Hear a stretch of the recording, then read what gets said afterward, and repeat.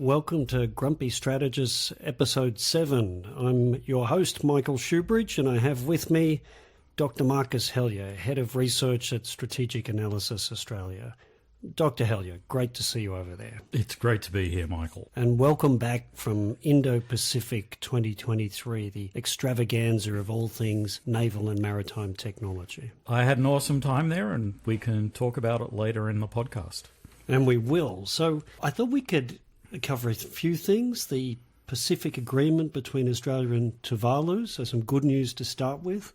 Then all things Indo-Pac and naval. Maybe then talk about more naval stuff, the Hunter frigate internal review that Secretary Greg Moriarty has given a summary of to the Parliament and some of the extraordinary things in that. And if there's time, a quick chat about the B-21 at the end. There's always time to talk about the B-21. Maybe there's even the right time to acquire that. But anyway, let's start with the good news. So Tuvalu, at the end of Mr. Albanese's recent world tour, which I found quite depressing and disconnected, there was some very good, important news, and that was the agreement between Tuvalu and Australia that says the population of Tuvalu will have access to the Australian economy through visas.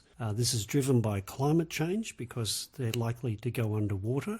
But it really is extending the kind of arrangement that Australia and New Zealand have had so successfully, closer economic relations since 1983, to a small Pacific state. And it looks to me like a model for a very different way of relating with the South Pacific. Yeah, if you're Tuvalu, it's kind of a mixed bag. I mean, the bottom line is your island is disappearing underwater due to climate change. And despite lots of good words from the major economies of the world, nothing has really changed there. So they're still sinking.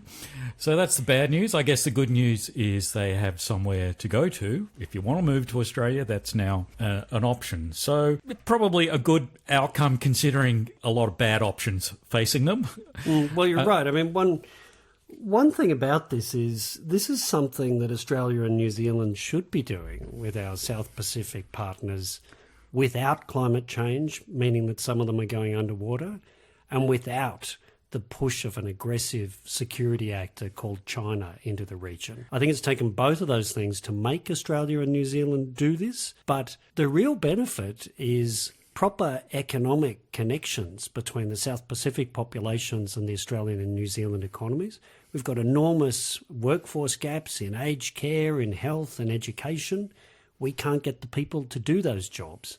And the South Pacific is aid dependent. Why not meet both our needs? Yeah, my sense is it's a sign of things to come. I mean, it's been happening already, so there's a number of work visa programs already in existence to allow Pacific Island people to come and work in Australia, at least temporarily. I think there's going to be more of that, partly because of climate change issues, partly because of the China issue. So we'll see more of it. I think the big question will be what happens when we get to PNG. It's one thing to take the sort of 12,000 citizens of Tuvalu, but there are, pick a number, 12, 15, 17 million people in PNG. And so I think there are some limits to how far this will go. Yeah, I agree. I think the model works pretty much for the entire South Pacific besides the French territories and PNG, without there being some much larger societal and political consequences for all concerned. Mm-hmm. But the other obvious thing is Tuvalu, it's got under 12,000 people. Will other small states now want to join? And key ones are Vanuatu and, of course, the Solomons. Well, Australia's migrant intake at the moment is between 200 and 300,000 people a year, so it can accommodate South Pacific Islands, I think. And in human capital terms, it's a very positive thing because Australia needs exactly the kind of people that live in the South Pacific. I don't think they're all going to want to live in Australia, but I think a bunch of them will earn a living and they will make their home societies much more prosperous. Wash your mouth out, Michael. Surely you're not saying Australia's not the most desirable place in the world to live in. Well, let's move on now to Indo-Pacific, which brought a whole lot of visitors to town. So one thing that struck me from a distance was if plastic ship models were capability, our Navy and our allies and partners' navies would be in great shape. There were some wonderfully powerful plastic display models there for people to see. Yes. Well, first up, I will declare an interest because I was at Indo-Pac, but I was there with my other hat on. So I have a strategic advisor position for a fantastic Melbourne company called C2 Robotics, which makes an amazing long-range uncrewed underwater vessel. So I was there in that capacity. So I'll just get that Well, out actually, there. an interesting thing about that is the spear tooth is about the size of some of these plastic major surface combatant models, but it's to scale. It's a one-to-one representation. Well, it's 8 metres long, so it's small compared to a crewed submarine, but quite large as uncrewed underwater vessels go. We can talk about this on another time, but lots of time to wander around and look at the plastic displays and marvel at these temporary structures that are put up in the convention centre, costing hundreds of thousands of dollars. So a lot of money is going into these conventions. One thing that struck me was there were so many shipbuilders and designers announcing new teaming arrangements and offering solutions for a requirement that the Australian Navy and the Australian government hasn't really said they have yet. So Yes, there are a lot of... there's a lot of reading of the tea leaves going on of what will come out of the surface ship review. So our listeners will recall that out of the DSR, there was a direction to conduct another review into the future shape of our surface fleet. That review was completed by retired US Admiral Hilarides, which has gone to the government and kind of just sat there. And the government has said, well, we need to digest, and maybe around next year's budget, we might tell you what was in it. Now, the inner cynic in me is kind of going, right, so probably what Admiral Hilarides said was, if you want to do anything faster than the current plan based on the Hunter-class frigate, it's going to cost more money. And I suspect the government has gone, wrong answer, try again. Yes, because I think we've already seen that little shadow puppetry exercise with the strategic review, haven't we? Where we haven't seen what the strategic reviewers actually said about budgets. We've seen the government saying there's no new money for 4 years, and any new money after that looks like it's committed to the AUKUS nuclear submarines. Admiral Hilarides, I think you're right, when he was told, look at the current plan for the Navy's surface combatants and tell us what we should do, he's probably come to the obvious conclusion that getting some ships with some offensive firepower into the fleet fast is a good idea, and that isn't the current plan. But think of it from the Treasurer's point of view and the Prime Minister's point of view. Richard Miles, I told you no new money. What have you got this US Admiral telling me you need more money for?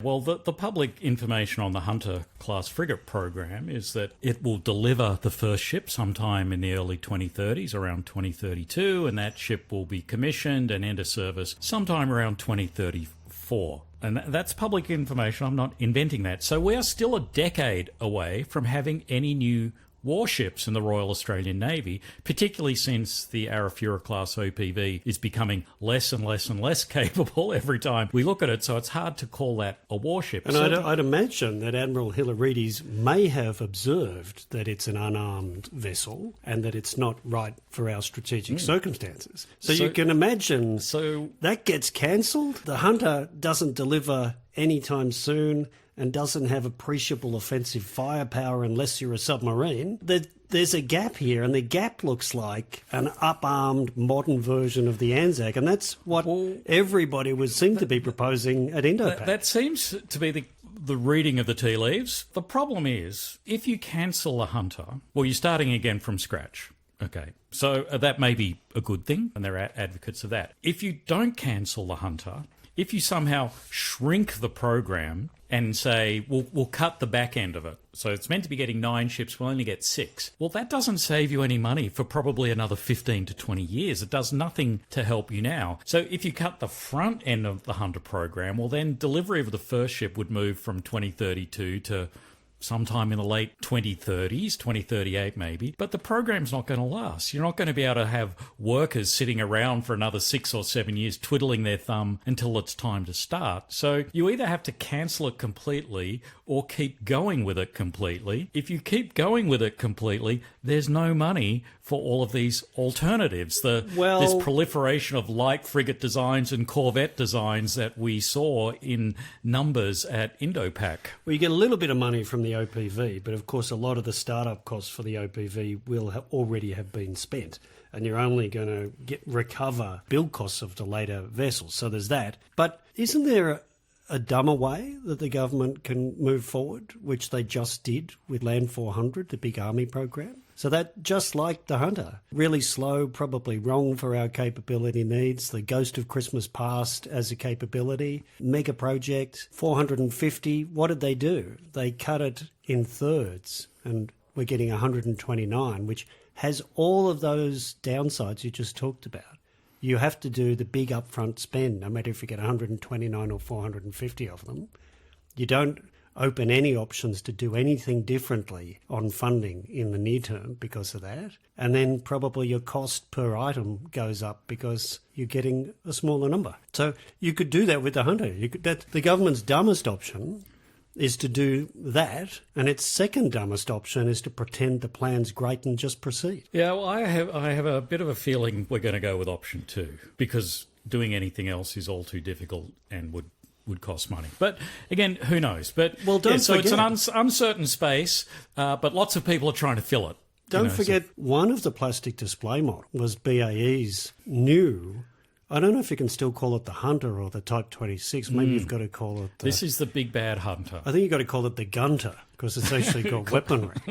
That was, hey, look, you thought that this thing was unarmed. Well, look, here's a plastic model that has 96 VLS launch cells. It is quite remarkable that virtually overnight, so the criticism from many, many quarters of the Hunter was it's a huge ship, 10,000 tonnes, yet it's only got 32 vertical launch cells. So it's as big as, say, a US Navy destroyer, but it's only got a third of the VLS cells. Well, all of a sudden, now we have this new Hunter design, which has gone from 32 to 96 VLS. So it's quite remarkable, which makes you wonder why didn't we do that in the first place, but also makes you wonder, one of the problems with the Hunter is we've done so many modifications to it already. So new radar, new combat system, new weapons, new helicopter, Australian design standards. That's one of the reasons why the schedule has blown out and the cost has blown out. And now yet one more major design. So it does make you think, why stop now just when this is going so badly? And I did look at some of the stuff being talked about this 96 missile cell version of the Hunter as if it was already floating around operating in some navy, and thought to myself, surely to discount the risk to the design and performance from making this further major change, nobody could be that unwise. So I just hope that a cold dose of realism is brought to this, which brings me to our... Well, let's finish on the Hunter. We'll do the review. The internal defence review of the Hunter frigate procurement advice to government and the whole process. A truly remarkable document. So it's published now. It's available on the parliamentary website. Yeah, maybe we can put a link on our website. But the background to this is that the ANAO, the Australian National Audit Office, did a review of the Hunter selection process, and the JCPAA, the Joint Committee on Public Accounts and Audit, does a review of selected ANAO reports. And so they looked at this one. The ANAO had said that there'd been very bad record keeping on the part of Defence. They couldn't justify their decision. Well, no, there were 10,000 documents. It was only the key decision-making ones and the key advice to government ones that were missing. Some remarkable smoke and gun ones had gone missing, and also Defence hadn't made a clear value for money case. So a couple of big points. So the JCPAA looked into this, and Defence said, "Oh yeah, well we agree with the ANAO. These are fair points," and it went away and did an internal review. The internal review was delivered to the Secretary, who's pondered it for a month or so, and has now provided a summary version of that review back to the JCPAA, and that's available for everybody to look at. You know, it strikes me reading this, how many pages have we got? We've got about 6 pages of it. 6 pages plus the terms of reference. The first thing I'd be doing if I was a member of the JCPAA is saying, Secretary Moriarty, thank you very much for your summary.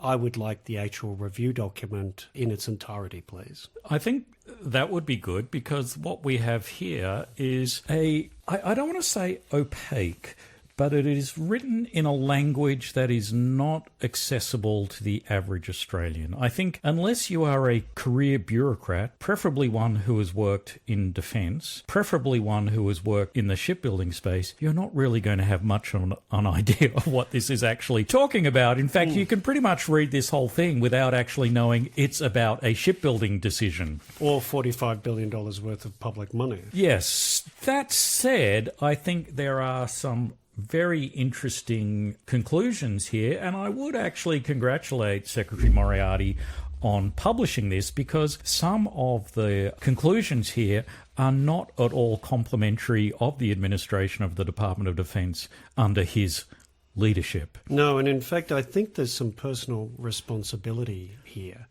So, yes, I too think it's a fine thing that he has actually signed off on this and provided it publicly to the Parliament. But this should not be extraordinary to actually disclose these kinds of things to our Parliament. So hopefully it's the start of a new beginning. One thing that really struck me in the summary of this internal review is a statement on page 3, advice to government. Advice to the then government at second pass. And remind me, I think that was in early 2018. Mm-hmm. When Secretary Moriarty was, in fact, Secretary. During Secretary Moriarty's tenure. Advice to the then government at second pass in connection with the conduct of a value for money assessment was poorly executed by Defence.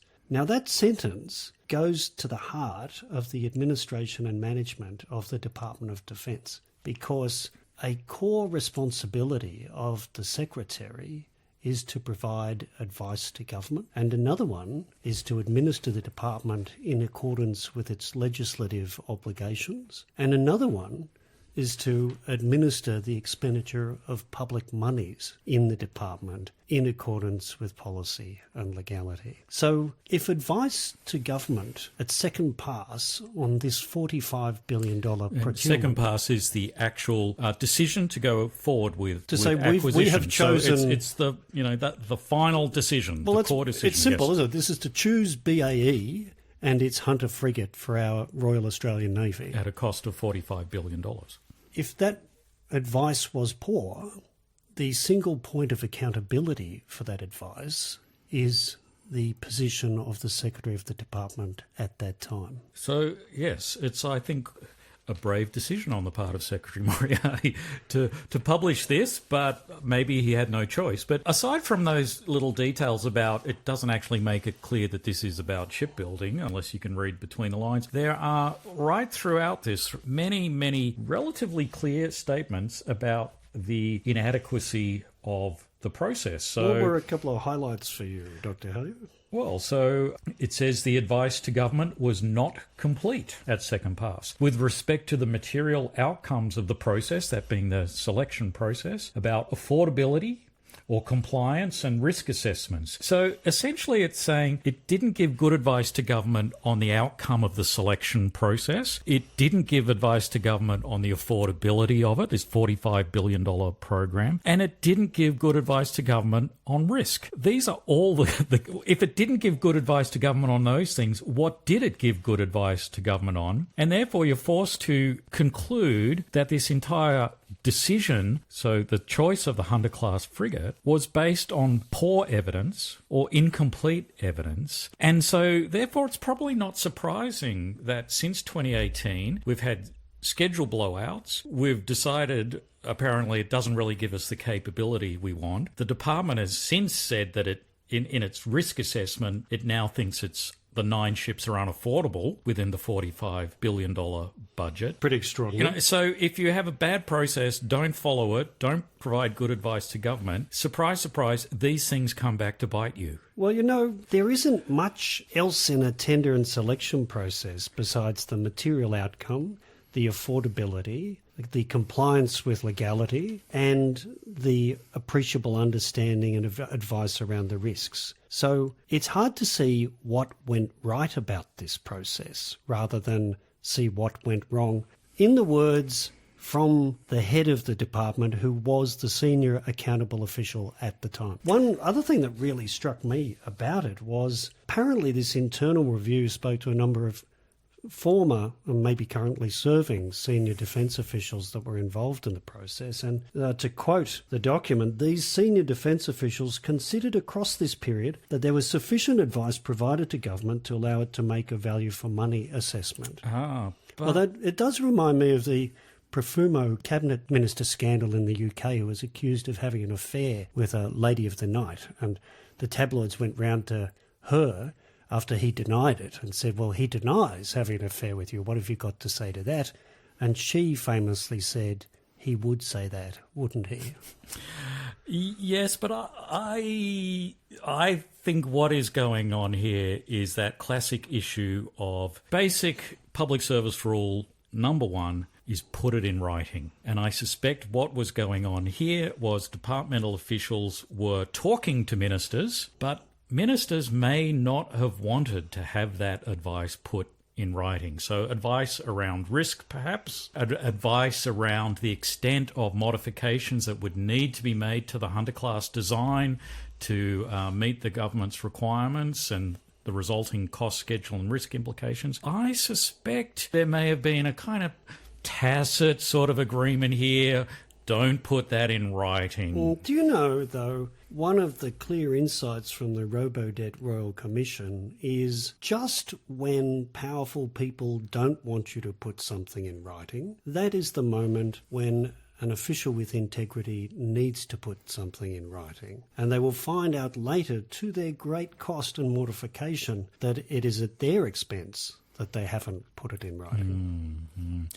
But yeah, so very interesting. But again, lots of, in this review, lots of sort of assumed knowledge here. So, for example, it says officials were conscious that a key program objective from the outset was to ensure that the program could materially contribute to the implementation of the then government's policy to achieve continuous naval shipbuilding in Australia. So what that's really saying is the government was terrified of a valley of death in shipbuilding. Everybody knew the Hobart-class air warfare destroyer program was ending. Yep, there'll be unemployed marchers in Adelaide. As we all know, if a single shipbuilder is laid off, it's a national tragedy. So the whole process was about getting something into service quickly. And so that's why, from the outset, the selection criteria were basically about getting a mature design, one that was in the water, and one that was in service. But none of those things are the case with the Hunter. And so that's, again, Defence blew up its own process. It had a very clear selection criteria and blew them up. And that's why you sort of have lots of statements in here. I'll read this one out. The focus on achieving capability requirements displaced sufficient attention to the risks, as well as the consideration of the tenders against other criteria. So what that's really saying is Defence fell in love with a particular capability solution, even though it didn't meet the fundamental requirement of schedule, of getting something into service quickly. So they picked something that looked really good on paper, but wasn't a mature capability. Well, and another, you really do have to have a sort of public service speak translator when you read this, don't you? Here's shortlisting and down select processes, paragraph 3 on page 3. The shortlisting process was designed to be logical and demonstrate rigour. Defence departed from the agreed process, and this departure led to shortfalls in terms of the extent of reasonable inquiries made to facilitate accountable and transparent decision-making, the level of diligence, fairness and consistency applied during shortlisting, and the overall effectiveness of this stage of the procurement. So there was a logical, rigorous process. The only problem is Defence didn't follow it. Defence departed from it. So I think to me, it's actually, if you can actually get through the public service speak, it's actually quite damning of the leadership of the Department of Defence, both in the sort of early stages of the selection and down select, and also in the second pass stage. It's pretty damning. So, It's hard. kudos to Secretary Moriarty, because he's basically marking his own homework and saying it wasn't very good at all. Well, except none of the lessons learned, which are the last bit of the document, and what's to be done to stop it happening again, none of them approached the central issue about the poor quality of advice from the key accountable official at the head of the department and the poor administration of core processes around compliance, legality and spending money by that same senior official. There really is a personal responsibility trail here. And all of the implementation stuff are about better communicating existing responsibilities, reforming the committee system, increasing internal rigour and contestability, and improving governance.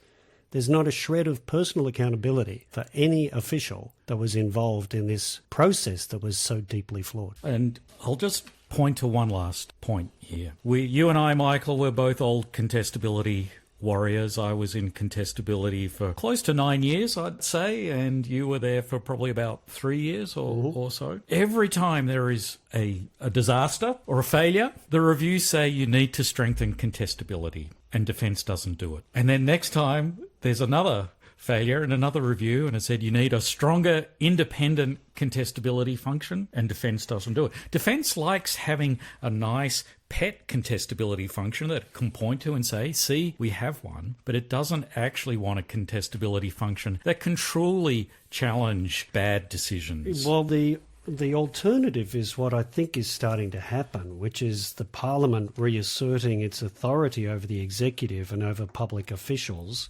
and filling that gap. So this is not the last we've heard of the Hunter decision-making. Now, just quickly, when we're talking about capabilities, I thought there was an extraordinarily positive development out of the US. The B-21 Raider, the new long-range stealth strategic bomber, has flown successfully, and it looks very like they're doing what they said they would do on the box. They said they would do a rapid new design that would rapidly get into service. They wouldn't reinvent everything out of the B-2. They would just improve and evolve. And it looks like it could be a strikingly powerful new long-range weapon.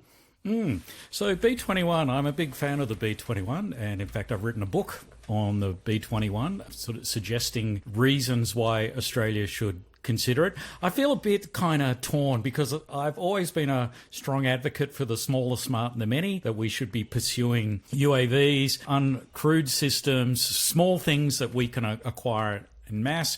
On the other hand, I'm a big sucker for the B-21. Now, actually, one of the reasons for that is that they're actually quite complementary, and that a system like the B-21, because of its stealth, can actually get quite close to the adversary and use a bunch of cheap weapons to prosecute targets rather than sort of $1 million long-range standoff weapons. And there's been actually quite a lot of cost analysis done in the US, but also we did some as part of that earlier study. And the bottom line is that actually, if you're going to be using it in war, and which is to launch munitions, it's actually a relatively affordable capability, because you're actually transferring a lot of the cost of the munitions to the platform itself. Yeah, so you've got an expensive platform, but it's able to carry and use lots of cheap weapons.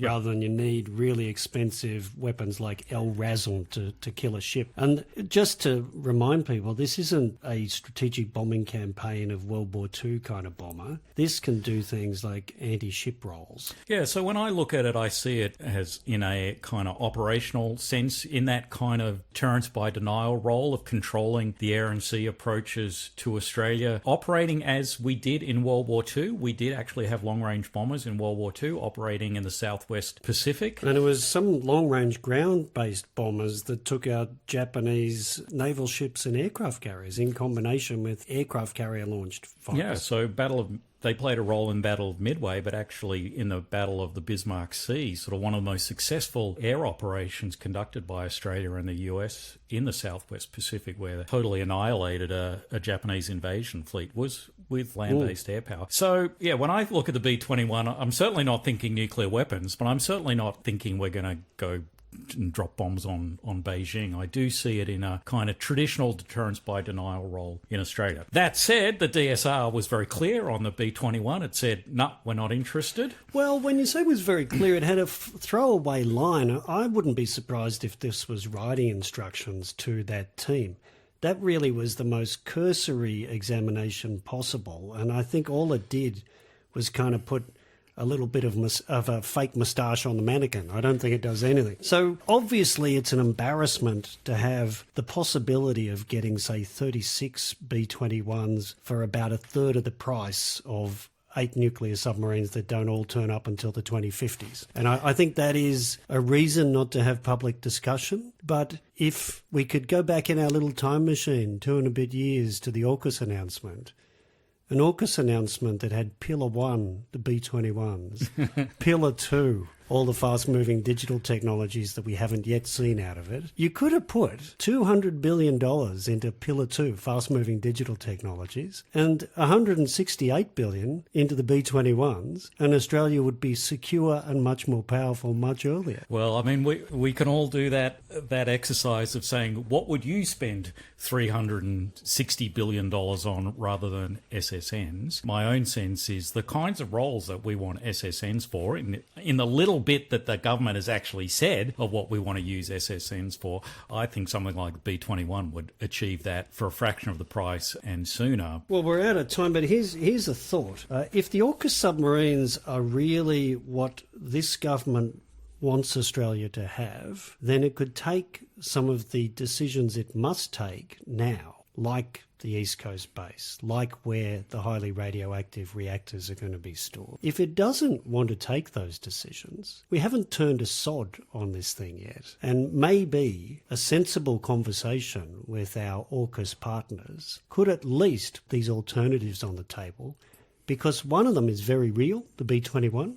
It doesn't involve Australia getting highly enriched uranium reactors and putting them in a town near you, and it doesn't involve trying to contort submarines out of the US Navy when they don't have enough themselves. So if we were rational beings, at least this alternative would be being looked at.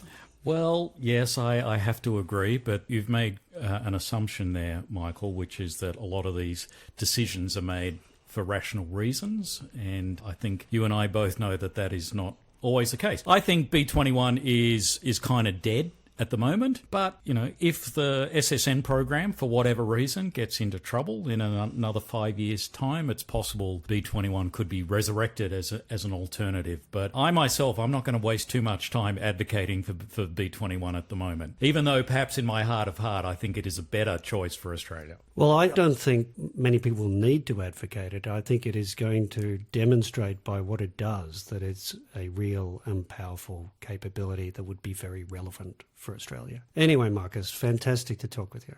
Thank you, Michael.